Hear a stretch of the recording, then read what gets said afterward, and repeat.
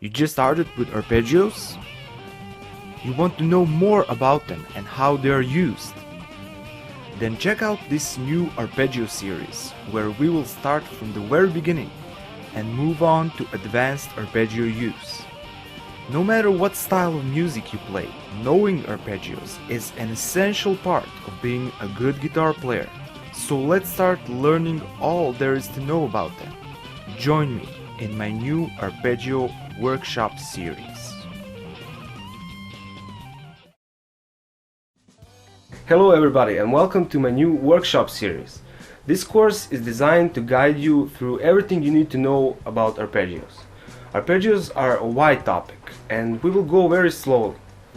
First, let's see what is arpeggio and why it is so important for our playing.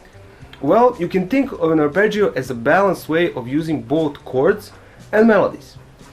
I will quote the definition from Wiki, and it says that arpeggio stands for, on Italian, for broken chord, where the notes are played or sung in a sequence, one after another, rather than ringing out simultaneously. This word comes from the Italian word arpeggiare, which means to play on a harp. Very simple definition, but it says a lot.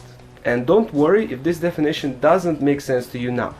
In this first lesson, I will try to explain exactly what arpeggio sounds like and how it is made. In the first couple of lessons, you can see how chords are being made, and this applies to arpeggios too. In this first lesson of the series, we will cover the definitions, intervals, use of C major key scale for learning basic C major key arpeggios, and we will have a couple of simple exercises that will help you and get you going with some of the most simplest of shapes. For this lesson, any kind of sound is good, both clean and overdrive. What is important though, as always, is to keep the tone consistent. Every note should be precise, even, and the same as the one before. This will create a proper foundation for building the speed later on. So let's begin. Now, as we said before, interval stands for broken chord, where we don't strum notes all at once, like this C major chord here on 8th fret, but we strum them in sequence, like this. This is basically it, and this is how all arpeggios work. Take a chord, play notes in sequence, and you will get an arpeggio. From this we can conclude that we do have to know chords, or at least some chord patterns, to start using the arpeggios. So the more chords we know, the more arpeggios we can create. Now here comes the part where arpeggios are important in our playing. We as musicians tend to play music and make it sound good, and music is usually being played by playing several notes together. Let's take a generalized example. We have a backing with chords and we play melody over it. If you start playing melody, it has to have some connection with the chords. So what better connection to form than to play the arpeggios? They are nothing but the chords played in sequence, so all the strong notes are there. But the essence of using arpeggios is not about playing them all the time, from beginning to the end. It's all about combining different melodies with a couple of notes from one arpeggio, a couple of notes from another, and make it sound smooth. Sounds difficult? Well, if you go through this series and if you practice them like every good musician is supposed to, I guarantee it will be easy and very pleasurable experience.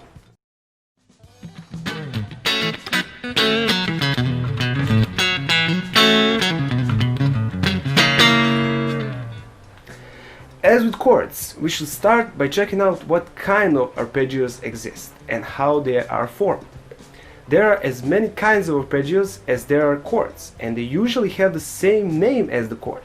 For example, C major chord, C major arpeggio, A minor 7th chord, A minor 7th arpeggio, and B minor 7 flat 5 chord and B minor 7 flat 5 arpeggio.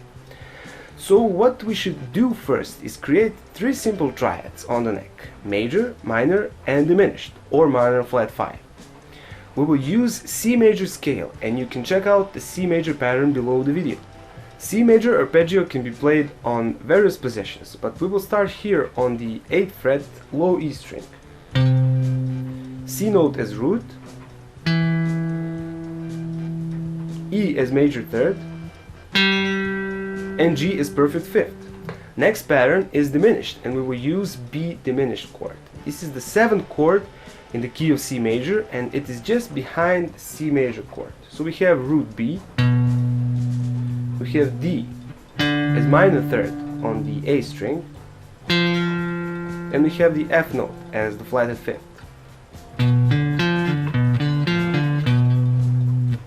Third triad in line to the left is A minor triad, with A as root, C as minor third, and E as perfect fifth.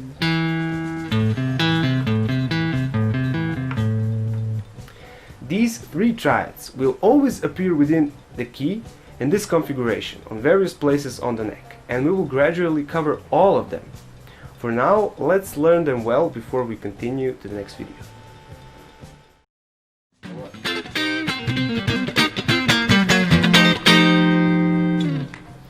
Okay, now that we have gone through 3 basic triads, let's see the triad configuration within a major key. And here we are using C major, but bear in mind that these triads will always appear in all major keys in this exact progression. Only the note names will change. Below you can see the list of the triads, and I will read C major, D minor, E minor, F major, G major, A minor, and B diminished. We can try to play all these triads on the neck too, and here we have the C major triad, D minor is here, then E minor, F major, G major, A minor, and B diminished. If you are unsure about these, feel free to use the seek bar option and rewind the video to the beginning of this small exercise, so you can really play them well. Below there is a picture of these basic arpeggios, so you can use that as a guide too. Now learn these well, as we will use them later, and I will always keep a picture for you nearby, so you can see what is going on. In the next video we will cover some more triads on the neck, but this time inverted ones. In this section of this lesson we are talking about inverted triads. And as we know, triad has a root or bass note and 2 stacked third intervals on top of it. But we can take a triad and invert some of these intervals. For example, we have 5th below the root and the 3rd. This open string triad here represents one of these variations in interval placing that we call inversions. So here we have a C major triad arpeggio with inverted 5th. Root is on the B string, major 3rd is on the high E string, and inverted 5th is below them on the G string. Next inverted triad array is here on the bass notes, and this is actually the same inverted 5th triad pattern as before, but an octave lower. And we start from the E minor triad, F major, G major, A minor, B diminished, C major, and D minor. Now I will leave you some time to rehearse these a bit, so we can start using them over their appropriate chords. So after we have learned the patterns, we have to figure out a way how to use them, otherwise it will be pointless to learn them. In order to use all these arpeggios, you have to be aware of 2 important things. Number 1, be aware of the chord playing in the background, and 2, be aware where your triad arpeggios are on the neck. At first this may seem like an impossible task and too much multitasking. But through practice we learn not to think about all these things at all. So always bear that in mind. This is a practice session, we are learning the shapes, but always remember why you are learning them. To have fun making good music later on. For this lesson I want you to go through all these patterns with their backings, and to do it in this kind of a manner.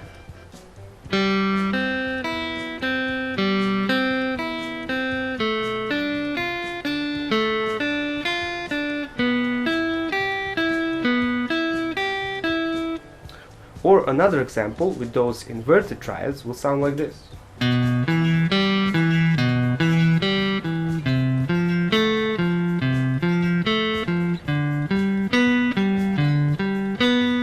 Stay tuned for upcoming lessons from this series.